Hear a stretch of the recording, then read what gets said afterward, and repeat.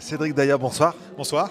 Comment vous présentez? Alors, photographe, vidéaste, propriétaire de cette galerie dans laquelle on se trouve, la galerie Jaurès. Alors, quelques mots sur la galerie. Alors la galerie, on a repris le lieu j'ai repris le lieu il y a 3 ans aujourd'hui. C'est l'opportunité pour moi d'exposer mon travail, par exemple ce soir. Donc ça c'est un travail sur les mines de charbon en Bosnie. Et puis ce lieu, la galerie Jaurès, donc, qui est au centre-ville de Saint-Étienne, c'est aussi un moyen pour moi de faire vivre un lieu emblématique de Saint-Étienne. J'accueille ici des séminaires, des comités de direction, des formations, parce que c'est une galerie d'art, mais c'est aussi un espace où on peut travailler, que je mets à la location. Donc voilà, au cœur de Saint-Étienne. Au cœur de Saint-Étienne, et puis toutes les années, donc, vous accueillez le festival Curieux Voyageurs. Tout à fait. Et ça, pour moi, c'est un événement qui est important parce que c'est vraiment un festival que j'aime beaucoup. Je trouve que c'est un moment incontournable à Saint-Étienne chaque année. C'est un très très beau festival sur un week-end et y être associé, ça me fait plaisir parce que le voyage, c'est quelque chose moi qui me plaît. Ça, c'est ma façon à moi de voyager, ce type de photos-là. Et puis, c'est un très très beau festival qui mérite d'être connu, enfin, qui est déjà très connu, mais qui mérite vraiment de continuer, de se développer. C'est un moment important à Saint-Étienne. Allez, on va changer de casquette. Cédric, le photographe voyageur. La photographie, une passion qui date de très très longtemps. Alors c'est une passion, c'est surtout mon travail et ensuite c'est ma façon de voyager parce qu'on va faire lien avec Curieux Voyageurs. L'année dernière on avait fait une expo avec d'autres photographes sur le thème du voyage et puis je me suis dit ça c'est ma façon de voyager à moi. Donc je fais tout un travail sur les mines de charbon, donc là c'est en Bosnie. Je rentre de Pologne où je suis allé à Katowice, donc ville jumelle de Saint-Étienne où il y a des mines et surtout c'est la ville d'où est originaire ma famille côté polonais.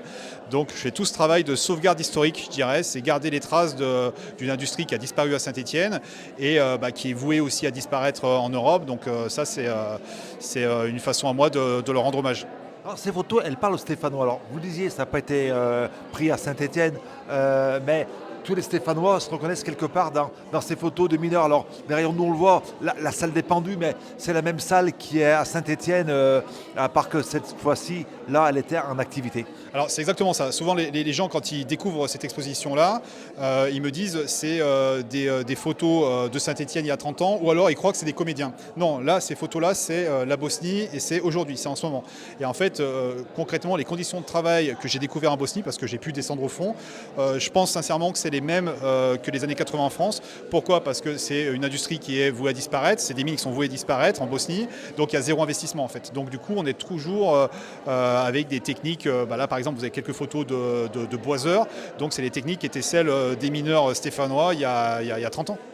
Et puis les mineurs, c'est pas des mineurs, alors entre parenthèses, on peut dire à Saint-Étienne, Bossaigne. Vous avez pris, ils sont beaux ces mineurs. Il n'y a pas d'autre mot. On n'est pas dans du Zola.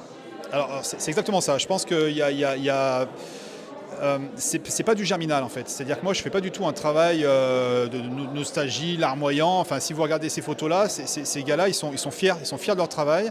Ils sont conscients de faire un métier que tout le monde n'est pas capable de faire. Il y a un vrai savoir-faire. C'est-à-dire que si on regarde un petit peu les photos, on prendra un petit peu de temps ensemble tout à l'heure.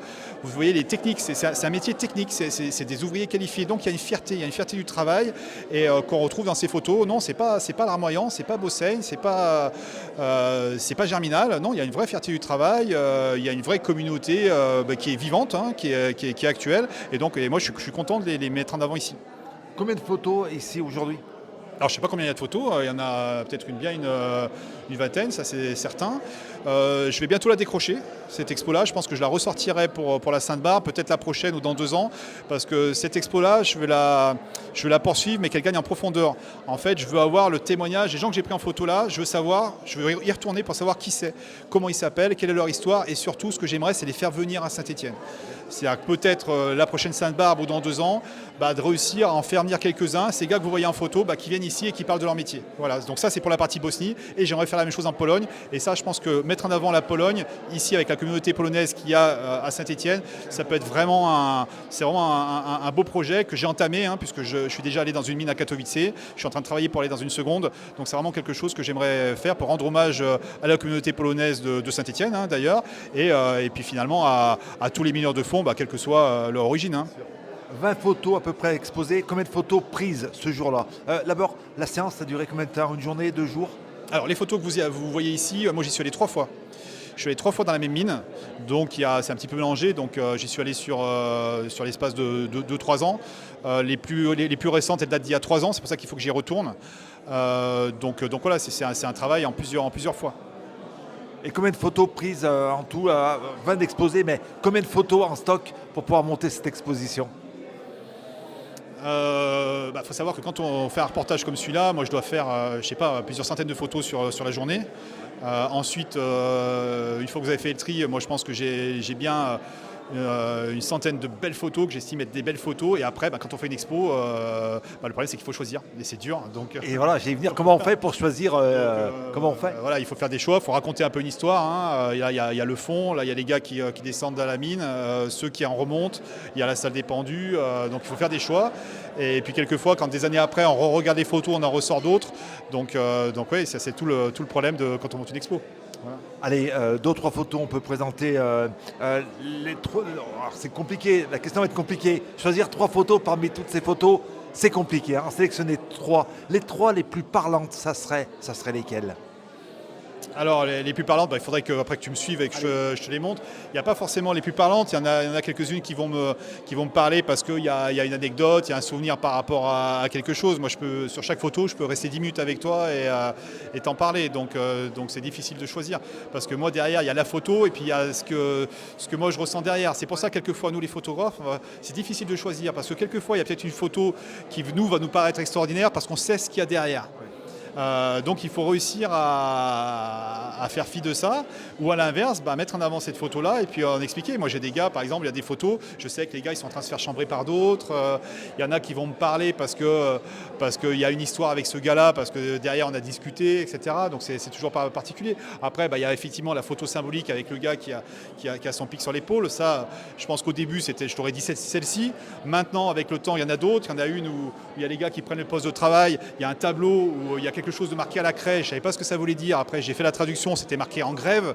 Donc il y a des photos qui ont de la signification. Dès qu'on gratte un petit peu dessus, qu'on en parle, voilà. Et puis après, c'est des moments partagés aussi. C'est-à-dire que moi, je parle pas la langue, mais on arrive à communiquer. J'avais des gars qui traduisaient pour moi. Enfin, il y a des anecdotes derrière chaque photo. Donc oui, c'est difficile d'en sélectionner. Derrière chaque photo, une histoire. Et c'est ça en fait, une histoire. C'est exactement ça. L'idée de quand on fait des photos, même dans mon travail, tous les jours, on fait pas des photos juste pour faire des belles photos. Il faut raconter une histoire.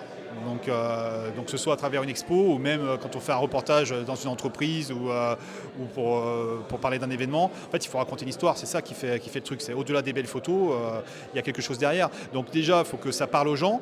Et ensuite, quelque part, quand on se rencontre et qu'on discute, sur chaque photo, moi, je peux parler de ce qu'il y a derrière. Il y a des techniques. Par exemple, sur les mineurs qui sont là-bas, on voit la technique de la mine. Les gars m'ont expliqué 2-3 trucs. Par exemple, les boiseurs, ils travaillent au fil. C'est-à-dire quand vous voyez rien, en fait, vous prenez les mesures avec un fil et vous reportez le fil sur le bois pour tailler à la bonne taille de la galerie. Et ça, donc quand vous découvrez ça, vous comprenez à quel point que c'est un métier qualifié. C'est-à-dire que mineur, c'est pas gratter la terre, quoi. C'est aussi sécuriser les galeries. Puis vous risquez votre vie aussi. Et pareil, c'est une expérience. Rien n'est fait au hasard. Ce sont vraiment des ouvriers hautement qualifiés. Le monde de l'industrie, c'est un petit peu un domaine que vous aimez en photo. C'est beaucoup de photos, on en voit ici, mais beaucoup de photos sur l'industrie. Alors, c'est vrai que là, on a parlé beaucoup de la mine. Moi, je travaille dans plein de domaines différents et effectivement dans l'industrie, notamment l'industrie lourde, et c'est vraiment des domaines que j'adore. Donc là, je suis justement, alors je ne sais pas si tu étais au courant, si c'est pour cette raison que tu me poses la question, je suis en train de travailler sur une exposition sur l'acier à Saint-Étienne, parce que là, du coup, on parle de la Bosnie, mais on a une richesse, un tissu industriel à Saint-Étienne qui est dingue, et notamment dans le secteur de l'acier, parce que ça m'intéresse d'un point de vue esthétique, mais d'un point de vue aussi historique. Donc là, j'ai fait tout un reportage dans plusieurs entreprises ligériennes, donc ArcelorMittal, Industil, Casse-Métal à Feurs, Setforge, SBS Forge à Boin. Donc toutes ces entreprises-là, je vais les exposer ici. Et puis franchement c'est extraordinaire. Vous avez et ça c'est à côté de chez nous. C'est-à-dire qu'Industil, vous prenez l'autoroute, vous avez cette usine qui est à côté, la nuit qui fume, mais quand vous découvrez l'intérieur, que vous voyez ces fours, c'est extraordinaire. Donc là c'est la prochaine expo que je suis en train de travailler où je rame un petit peu parce que justement il faut choisir les photos et c'est difficile quand vous avez une centaine de photos magnifiques, vous voulez toutes les mettre. Donc voilà, ça c'est la prochaine expo, donc je vous tiendrai au courant et vous serez les bienvenus. Et comment on fait pour suivre l'actualité donc, de la galerie Jaurès et puis l'actualité tout simplement de Cédric? Je ne suis pas très bon là-dessus parce qu'il y a effectivement un site de la galerie, mais c'est plutôt mon site, je dirais, pour développer l'activité de location de salles. Mais c'est à moi, effectivement, de travailler. Il faut que j'envoie des invitations pour les vernissages et tout. Donc, il faut que je vous tienne au courant, effectivement. Merci beaucoup. Merci à vous. Et puis, profitons. Merci.